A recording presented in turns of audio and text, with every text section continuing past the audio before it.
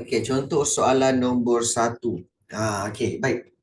Sebelum itu, sebelum kita pergi kepada setiap soalan itu, kita lihat soalan objektif bagi kertas satu ekonomi ada lebih kurang berapa soalan cikgu? Okey, memang ada 40 soalan. Okey, 40 soalan.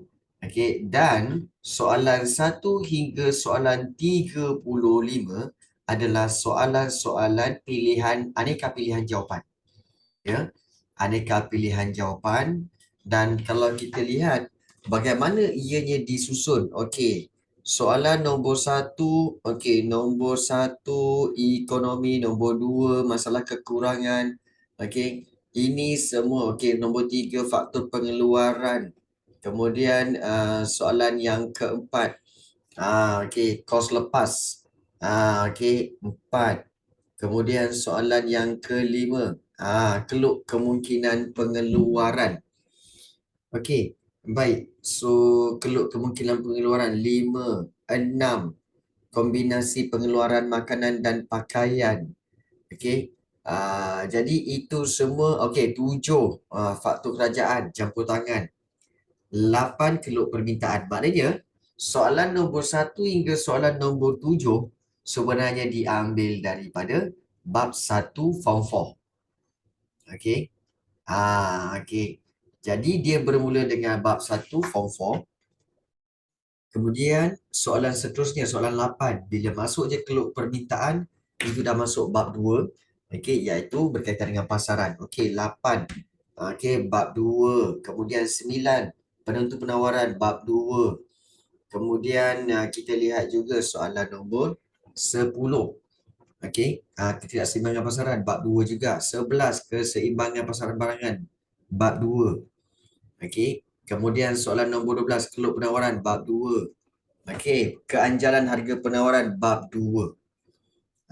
Okey, kemudian bila Puan Masna punya akaun simpanan tetap, itu dah bab 3. So yang ini sampai sini bab 2 dan kemudian soalan 14 bab 3. Okey, akaun semasa bab 3. Kemudian juga okey, contoh pekerjaan bab 3. Gaji 4,000 sebulan Cik Fauzi bab 3. Okey, perbezaan antara makanan dengan rumah banglo bab 3 juga. Pendapatan boleh guna bab 3. Okey, sampai soalan 19 bab 3 form 4. Kemudian okey, 20 firma bab 4. Okey, iaitu pengeluaran bab 4 form 4. Baik, apa yang sebenarnya cikgu nak tunjukkan sebenarnya? Okey, cikgu nak tunjukkan bahawa sebenarnya sama seperti soalan sejarah. Soalan ekonomi kertas 1 juga akan disusun mengikut susunan bab form 4 dan form 5. Okey. So akan disusun mengikut bab form 4 dan juga form 5.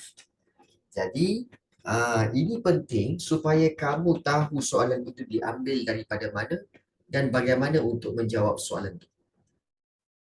Okey. Jadi bila dia naik bab 1, kemudian bab 2, kemudian bab 3, kemudian bab 4, kemudian naik form 5 bab 1.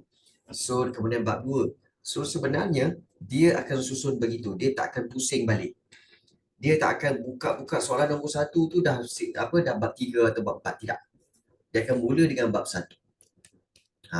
Jadi kemudian bab 2, bab 3. So ada kemungkinan tak dia pusing balik? Selepas bab 3, bab 4 dia pusing balik bab 2 ke bab 1? Tak. Itu tidak akan berlaku. So dia akan terus menerus sampai ke bab yang terakhir, tingkatan 5. Okey. So itu adalah pengetahuan kamu tentang kertas 1 ekonomi. Baik. Soalan nombor 1. Okey, ekonomi adalah kajian tentang bagaimana manusia mengatasi masalah kos lepas. B, bagaimana manusia memperuntukkan sumber ekonomi. Tindakan manusia untuk memenuhi kehendak yang terhad. Tindakan manusia untuk mengurangkan pembaziran sumber. Okey. Baik. So yang mana satu jawapannya? Okey. Danisha dan juga Auni, sila berikan jawapan masing-masing. Adakah A, B, C atau D? Soalan nombor 1. Soalan nombor 1. Yang mana satu? Mungkin Auni dan juga Danisha boleh beri jawapan.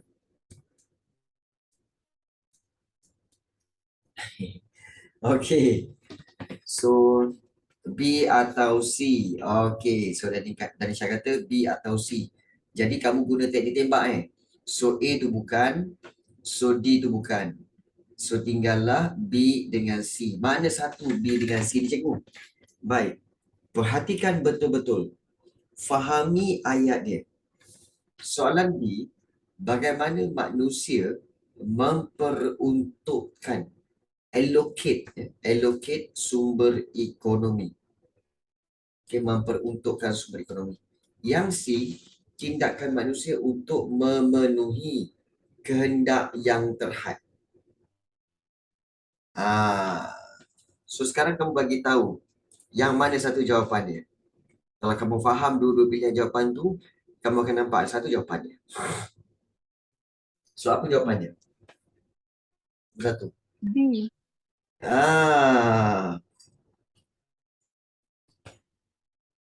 Jawapan dia sebenarnya adalah B.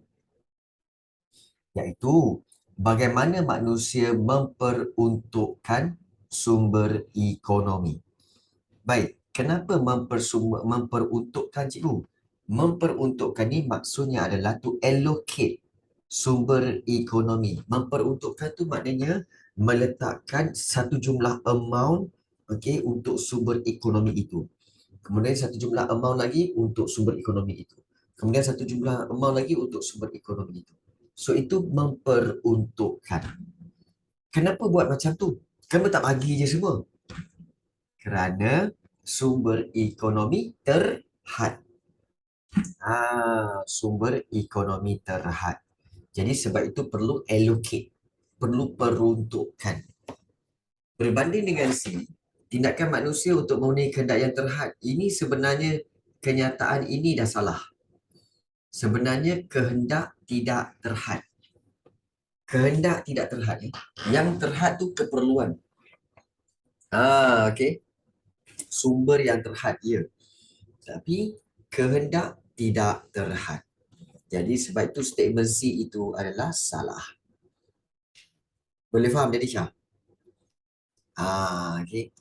So dalam ekonomi penting untuk kamu faham konsep-konsep tu. Okay, apa itu memperuntukkan, apa itu sumber ekonomi, kos lepas, kehendak yang terhad ataupun kehendak yang tidak terhad. Kena tahu apa maksudnya. Okay, tak perasan. Okay, baik, tak apa. Baik, kita pergi kepada soalan nombor 2. Masalah kekurangan. Ya, berlaku kerana apa? Kadar pertambahan penduduk yang tidak terkawal atau kehausan dan kepugusan sumber alam semula jadi, faktor pengeluaran adalah tidak terhad dalam ekonomi, atau faktor pengeluaran adalah terhad berbanding kehendak yang pelbagai. So, mana satu? Mana satu? Okey, jawapannya adalah D. Jawapannya adalah D. Ya, betul. So, masalah kekurangan berlaku kerana faktor pengeluaran memang terhad. Okey, kehendak pula yang pelbagai. Maknanya kehendak yang macam-macam. Kehendak yang macam-macam. Tak payah pergi jauh, kita tengok diri kita sendirilah. Okey, Auni ke Danisha ke, cuba tengok diri sendiri. Macam-macam naknya. Lepas dah dapat phone Android, nak tukar kepada Apple. Kemudian, dah nak hujung tahun ni kan, dah nak periksa. Nak tukar baju lah, nak baju baru, nak kasut baru. Kehendak tu tidak terhad. Contoh. Tapi cikgu tahu Auni tak buat macam tu kan. Danisha tak buat macam tu kan. Okey. Okey. Tak ada. Okey, contoh Baik. Soalan 3. Okey, gambar berikut menunjukkan faktor pengeluaran. So, yang dia tandakan ada arrow tu, kemudian dia A. Pernyataan manakah yang menggambarkan sumber ekonomi A? Okey, adakah mempunyai mobiliti geografi yang tinggi? Atau mempunyai penawaran yang tidak terhad? Atau menggabungkan faktor pengeluaran yang lain? Atau mencapai pengeluaran output yang maksimum? So, yang mana satu? Ni kena fikir sikit ni.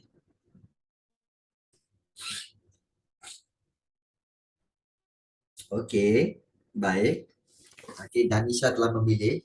Okey, Auni, apa pilihan kamu untuk soalan nombor 3? A, B, C, D?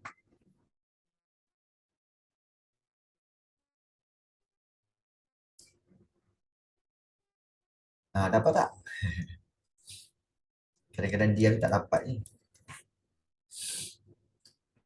Okey.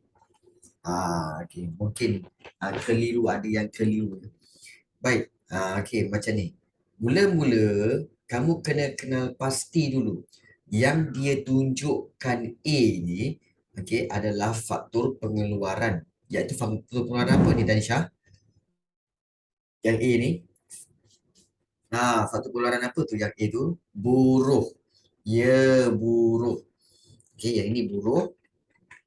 So, kalau buruh, adakah jawapan kamu C itu betul? Iaitu buruhlah yang menggabungkan faktor pengeluaran yang lain. Okey. Adakah dia pekerja-pekerja ini yang menggabungkan faktor pengeluaran yang lain? Ah, ah, jadi sudah tentulah salah. Sebab yang menggabungkan faktor pengeluaran yang lain itu adalah siapa? Iaitu adalah usahawan. Itu usahawan. Kalau kamu kata D, mencapai pengeluaran output yang maksimum. Baik, mencapai pengeluaran output yang maksimum maksudnya adalah okey, buruh perlu mencapai pengeluaran produk yang maksimum. Baik, adakah buruh boleh tak mencapai pengeluaran output yang maksimum? Okey. So, adakah boleh buruh ada kemungkinan tak untuk mencapai pengeluaran output yang maksimum? Okey, boleh, tetapi dia tidak sebaik mesin. Mesin boleh mencapai pengeluaran output yang maksimum. Tapi kalau buruh tidak. Sebab buruh akan terdedah kepada apa? Masalah kesihatan, masalah keluarga, sebab masalah-masalah kemanusiaan, humanity. Jadi, kalau buruh mencapai pengeluaran output yang maksimum, itu bukan buruh. Buruh sebenarnya apa? Buruh ialah menyumbangkan tenaga secara fizikal dan mental dalam proses pengeluaran. Itu baru buruh. So, kalau yang mencapai pengeluaran output yang maksimum ni, ini adalah mesin. Ya, ini adalah mesin dan mesin itu dalam kategori apa? Dalam kategori modal. So, jawapannya bukan C dan bukan D. Mana satu jawapannya?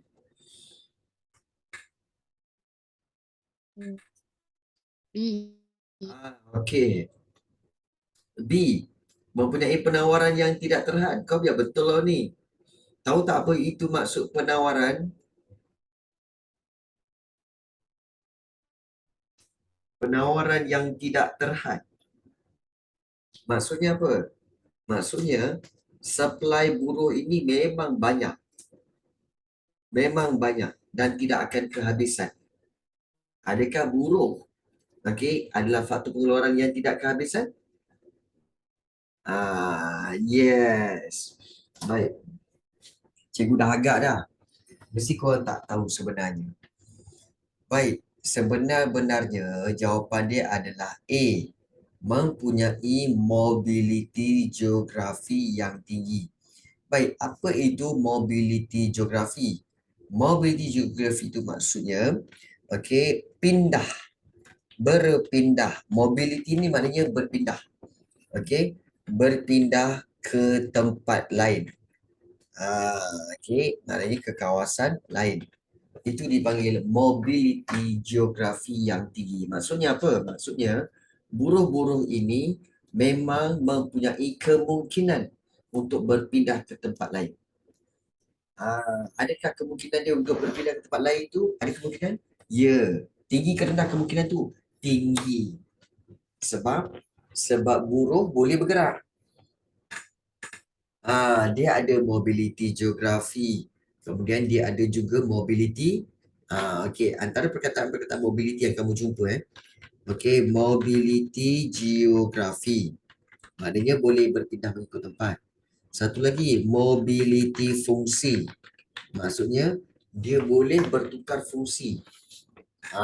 Contoh macam buruh. Buruh memang mobility fungsi ya. Sebab contohnya mungkin kat bandar dia boleh bertugas sebagai kerani ataupun budak pejabat. Tapi bila dia balik kampung, dia bekerja penoreh getah. So dia boleh mobility fungsi. Jadi begitu juga kalau buruh sebenarnya boleh berpindah ke tempat lain. So mobility geografi dia tinggi. Mobility geografi dia tinggi. Sebab itu jawapan soalan nombor 3 jawapannya adalah A. Ya, jawapannya adalah A. Iaitu mempunyai mobility geografi yang tinggi. Baik. Di antara kita kata sebagai fungsi pengeluaran ataupun juga sumber-sumber ekonomi tu Okey, sumber ekonomi kita tahu ada 4. Okey, di antaranya kalau tanah. Okey, kita tahu tanah, buruh, modal dan juga usahawan. Okey. Baik, untuk tanah. Tanah sebenarnya okey, ada tak mobility geografi? Tak ada. Okey, mobility geografi tak ada. Okey. So dia tiada mobility geografi. Sebab apa? Dia tak boleh gerak. Dia tak ada mobility geografi. Tapi dia ada mobility fungsi. Mobility fungsi iaitu dia boleh ditukarkan daripada tanah pertanian, boleh menjadi tanah pertempatan, boleh jadi tanah lain-lain. So boleh bertukar fungsi. Okay. So yang pertama tanah tu sebenarnya tiada mobility geografi. Bagi jelas tiada mobility geografi dan ada mobility fungsi. Ya. So itu tanah. Kalau buruh memang ada mobility fungsi dan juga ada mobility geografi. Ada. Okay, kalau tanah memang ada. Ya, tanah ada. Kalau modal dia ada mobility geografi. Yalah modal kan, duit, mesin, dia boleh berpindah-pindah. Tapi dia tak ada mobility fungsi. Contoh kalau mesin tu mesin buat bengkel. Kamu tak boleh tukar fungsi dia jadi tempat untuk masak sayur-sayuran. Tak boleh. So dia tak boleh tukar fungsi. Apa pula ni? Dapatkan lagi. Okay. Baik. Sekejap. Dia macam ni. Dia macam ni lah. Sekejap Baik. Kalau macam ni. Baik. Sumber ekonomi dia ada 4. Okey, dan kita tahu mobility. Okey. Mobility. Okey, mobility. Okey, pertama mobility fungsi. Okay. Kemudian yang kedua iaitu mobility geografi. Okey. Geografi. So, untuk tanah dia ada mobility fungsi. Dia ada mobility fungsi. Tapi dia tak ada mobility geografi. Dia tak ada mobility geografi sebab dia tak boleh berpindah. Kalau buruh, dia ada mobility fungsi dan dia juga boleh mendapatkan mobility geografi. Kalau modal pula, mesin, wang ringgit, modal semua kan, dia ada mobility geografi, boleh berpindah-pindah tangan. Tapi dia tak ada mobility fungsi. Maknanya kalau dia duit lah. Kalau dia mesin buat contoh buat ni. Kemudian bila dah tak pakai nak jual, dia tak akan bertukar jadi mesin membuat laksa ke, mesin membuat bihun tak. So mesin membuat mie lah. Jadi dia tidak ada mobility fungsi. Mobility itu perpindahan. Okay. Dan bagaimana dengan usahawan? Ya, usahawan dia ada mobility fungsi, okay, dan dia juga ada mobility geografi. Ini boleh berpindah ranah. Sebab buruh dengan usahawan sama je. Buruh dengan usahawan sama je. Okey, dapat?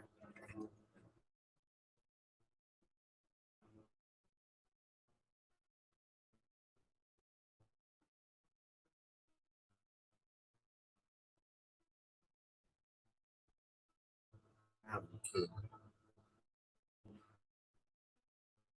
Sekejap, sekejap.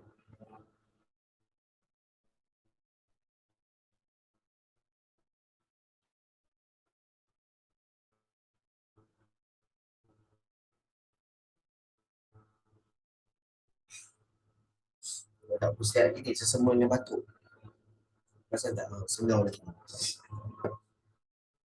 Okey, baik. So, itu berkaitan dengan mobility. Okey, baik. So, kita sambung lagi dengan kita sambung dengan soalan yang keempat. Ini dia. So, jawapan tadi, soalan nombor 3 jawapan dia adalah A, mempunyai mobility geografi yang tinggi. Ya. Baik, soalan yang keempat. Okay, syarikat embun sedia berhad. Apakah kos lepas jika syarikat embun sedia berhad menukar teknik pengeluaran daripada B ke D? Okey, soalan macam ni, tengok betul-betul Apakah kos lepas? Okay. Jika syarikat embun sedia berhad menukar teknik pengeluaran daripada B ke D. Daripada B ke D. Okay. Jadi, apakah kos lepasnya? 30 unit meja makan, 60 unit meja makan, 60 unit sofa, 70 unit sofa. Okey, so cuba bagi tahu. Dari pengeluaran mana yang akan digunakan? Daripada B ke D. Apa yang kos lepas dia?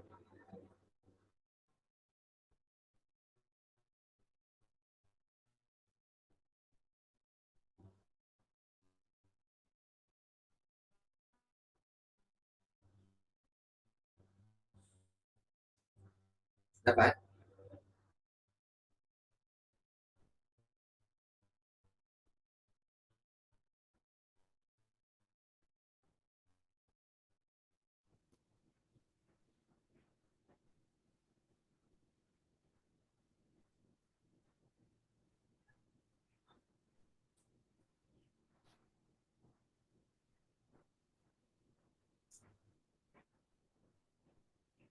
Nah, okey, dapat tak? Nazira dapat tak? Nazira pula. Ah,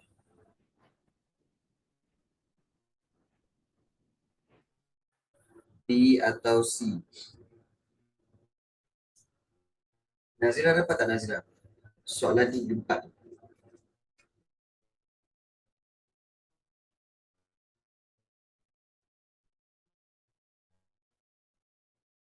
Tak dapat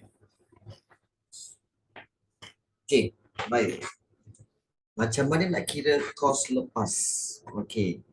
Jika syarikat embun sedia berhad menukar teknik pengeluaran daripada B ke D. Fahami ayat dia. Apakah kos lepas jika syarikat embun sendirian berhad menukar teknik pengeluaran daripada B ke D? So, macam mana nak cari kos lepas?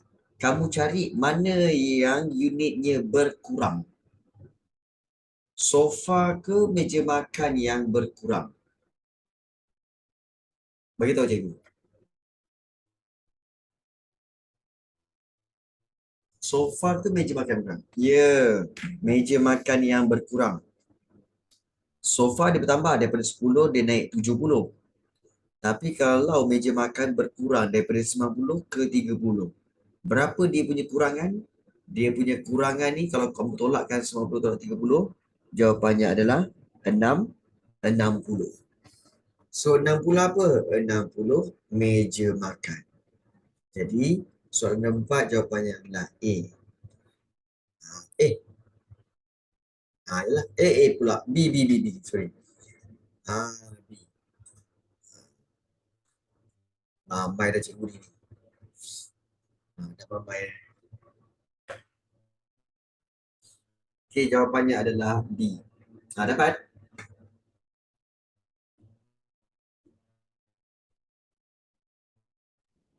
Saya nampak cikgu. Ha. Ada tambahan tadi. Apa dia Nasira? Saya lambat. Ada tambahan. Oh, perlu tambahan. Tak apa. Cikgu sendiri pun sebenarnya tak apa sihat. Sesama dengan batuk.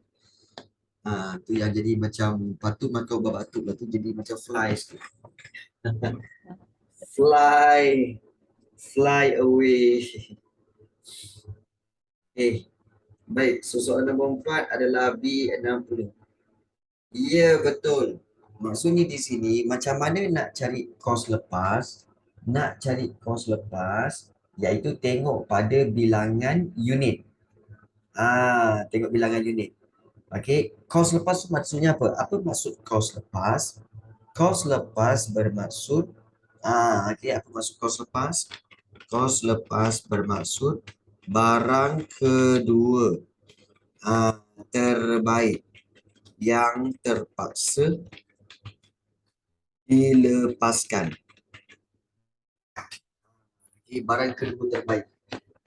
Jadi, kata kunci dekat sini iaitu adalah yang terpaksa dilepaskan.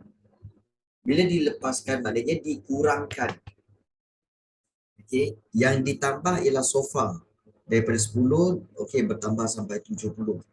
Tapi yang terpaksa dikurangkan. Untuk keluarkan sofa, terpaksa kurangkan meja makan. Berapa banyak meja makan? 90 semakin berkurang menjadi 30. Gini. Jadi, so yang mana yang dikurangkan? Meja makan. So meja makan inilah kita jadikan pilihan untuk kos lepas.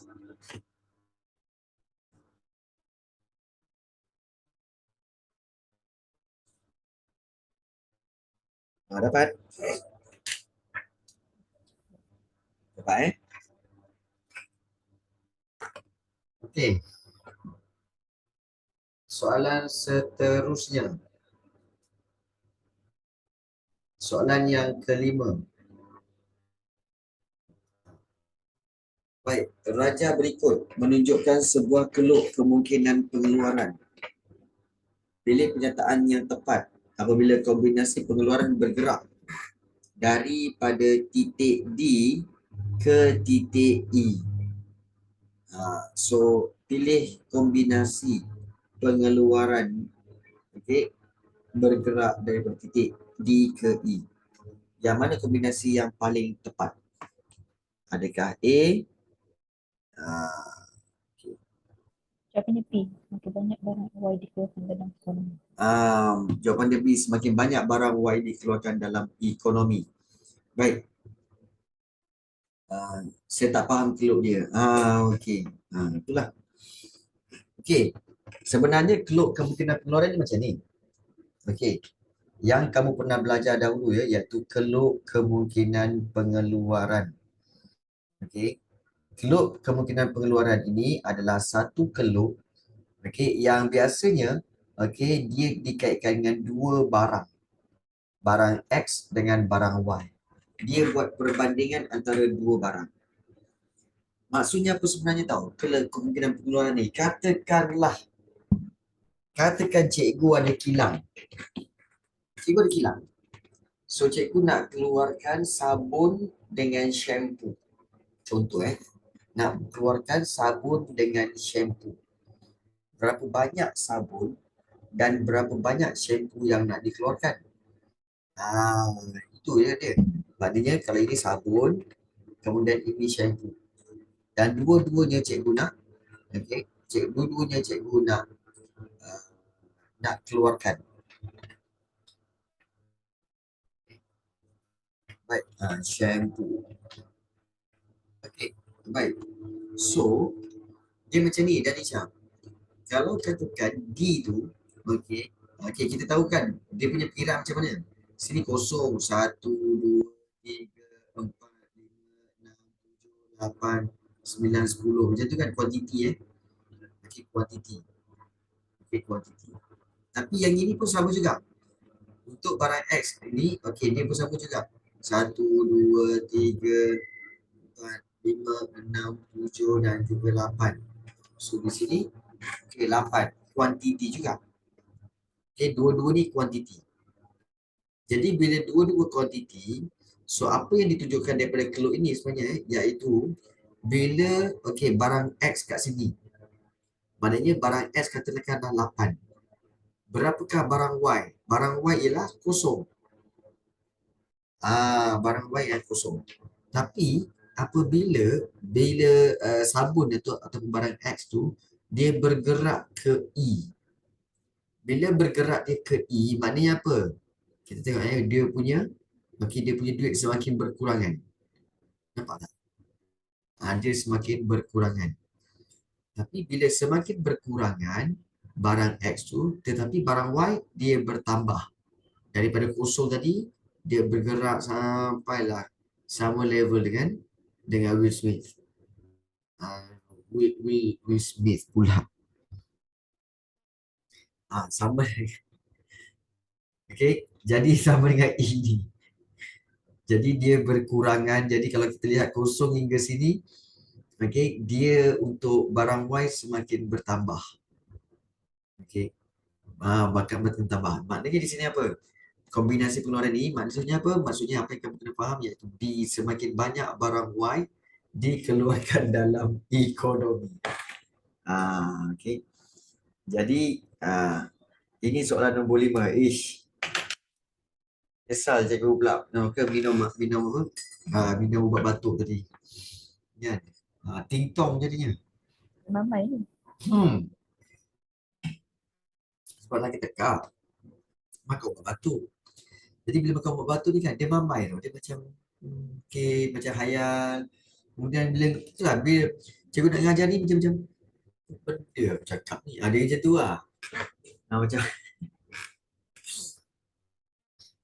jadi sebab itu orang cakap, kalau katakan lepas makan ubat batuk, dia kena tidur. Ini lepas makan ubat batuk mengajar, memanglah macam orang mabuk. Okey, baik. Tak apalah, layankan je lah. Layankan je lah. Okey, soalan 5 betul, jawapannya adalah B. Okey, kalau korang mana-mana ada yang tak faham, korang beritahu. Baik. Soalan yang ke-6. Okey. Soalan ke-6, jadual berikut menunjukkan kombinasi pengeluaran makanan dan pakaian sebuah ekonomi. Okey, kombinasi pengeluaran ABCD, makanan Tanmetri 05915 dan pakaian ribu helai. Okey, 20, 18, 12, 10. Apakah yang akan berlaku? Soalan ini selalu keluar. Apakah yang akan berlaku jika kombinasi pengeluaran 9 tan metrik makanan dan 12,000 helai pakaian dipilih? Maknanya di sini dia tanya, apa yang akan berlaku? Kalau maknanya kita memilih C, iaitu 9 tan metrik makanan dan 12,000 helai pakaian dipilih, apakah yang akan berlaku? Jadi kamu tak boleh fikir terus tahu apa yang akan berlaku. Kamu kena tengok pilihan jawapan. Iaitu terus kepada pilihan jawapan A tu, ekonomi tidak berupaya mencapai kombinasi pengeluaran yang dipilih. Okay. B, ekonomi akan beroperasi pada tahap guna tenaga penuh. Okay. C, ekonomi akan mengalami pembaziran sumber. Okay. Dan D, ekonomi berlaku pengangguran yang serius. Baik. So yang mana satu jawapan dia? Okey, korang tengok di sini, okey, 20. Okey, sini kita tahu adalah total 20. Okey, 5 dengan 18 bermakna sini adalah 20, 23. Ya. Kita kata 23 lah. Okey, 9 campur 12, sini adalah 21. Dan di sini adalah 15. Okey. Jadi, kalau kamu lihat, okey, 20, 23, 21 dengan 15 itu adalah kita kata sebagai gabungan pengeluaran lah, makanan dan pakaian. Baik. Yang mana satu, adakah A, ekonomi tidak berupaya mencapai kombinasi pengeluaran yang dipilih? Jawapan C. Jawapannya C, ekonomi akan mengalami pembaziran yang sumber. Kenapa Sebab apa? Kalau kita guna sumber kita nak buat baju je, Okey. macam bazir pula. Sebab apa? Makanan makanan sekali. Hmm. Sebab makanan tu memang kita nanti sekali. Apa? Baik. So kalau kita lihat di sini, okey. Apakah akan berlaku? Okey, bagus. Point daripada sudut point Nazira. Dia kata bahawa C, ekonomi akan mengalami pembaziran sumber. Okey. Mungkin ekonomi akan beroperasi pada tahap guna tenaga penuh. Okey. Now, ini tak mungkin. Okey. Dan A, ekonomi tidak berupaya mencapai kombinasi pengeluaran yang dipilih. Ini tidak. So, kita tengok pilihan D. Ekonomi berlaku pengangguran yang serius.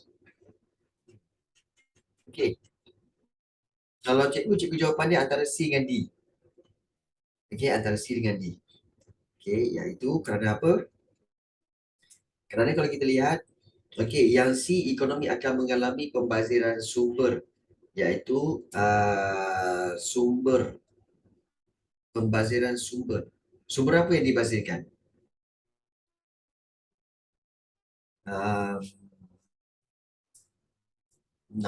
Sumber pembaziran tu tidak. Sebenarnya yang lebih baik ialah D, iaitu ekonomi berlaku pengangguran yang serius. Baik, kenapa? Bagus jawapan tu. Soalan tu kenapa macam tu cikgu? Sebab kalau korang perhatikan, okey, kalau buat pakaian dalam kilang, betul? Dalam kilang. Maknanya bila dalam kilang, pekerja dia ramai. Biasanya 200 orang ke 300 orang. Pekerja kilang Okey, 200 hingga 300 orang pekerja kilang. Jadi, kalau kita lihat di sini, semakin kurang pakaian yang dibuat, semakin kurang pakaian yang dibuat, maka semakin kuranglah pekerja-pekerja diambil. Sebab makin kurang, maka daripada 300 orang akan diturunkan menjadi mungkin 200. Lagi 100 orang, okay, dia tidak ambil. Sebab apa? Sebab pakaian sedang dikurangkan pengeluaran. Okay. Tetapi, kita fikir kalau dia kurang kat sini, tak apalah. Okey, tang makanan ini meningkat. Ya, betul, makanan tu meningkat. Tetapi harus diingat, okey, kombinasi pengeluaran makanan yang dikeluarkan ini, kalau kita lihat, dia adalah dalam sektor pertanian. Dan dalam satu pertanian, okey, tak payah pergi jauh-jauh lah. Dalam satu kawasan ladang ataupun kawasan kebun teh, katakanlah kamu pernah pergi Cameron Highland kan. Kamu rasa berapa ramai pekerja pada satu-satu kebun teh ataupun ladang sawah padi ke? Berapa ramai agaknya pekerja dia? Adakah seramai kilang 200-300 orang? Seramai kilang tak? Ya, tidak.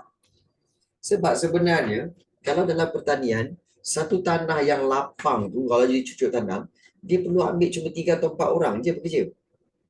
Untuk satu kawasan yang besar, boleh dijaga oleh 3 hingga 4 orang. Jadi, bila kalau katakan 200 ini, okey, dia orang kata tak apalah, aku nak balik kampung nak buat bercucuk tanam. Pergi ke kampung, okey, dia tak dapat banyak bantuan. Okey, kemudian juga tak ada pekerjaan. Okey, pekerjaan pun tak banyak. Jadi apa yang berlaku? Akan berlaku pengangguran. Akan berlaku pengangguran. Di mana pengangguran itu maksudnya apa? Iaitu tidak bekerja. Tidak bekerja. Okey. Baik. So jawapan dia adalah D. Okey, ekonomi akan berlaku pengangguran yang serius. Kerana apa? Kerana kilang semakin kurangkan dia punya pengeluaran, tapi pertanian pula menambahkan keyakinan. Tapi masalahnya apa? Bilangan pekerja-pekerja daripada kilang pakaian itu tidak akan dapat diserap ke dalam pertanian. Sebab pertanian tak perlukan pekerja yang ramai. Jadi akan berlaku pengangguran. Yes, berlaku pengangguran. Agak panjang ya ceritanya. Ya, agak panjang ceritanya Syah. Kau tak tahu Syah, cikgu ni tengah lalok ni sebenarnya ni. Tengah lalok dengan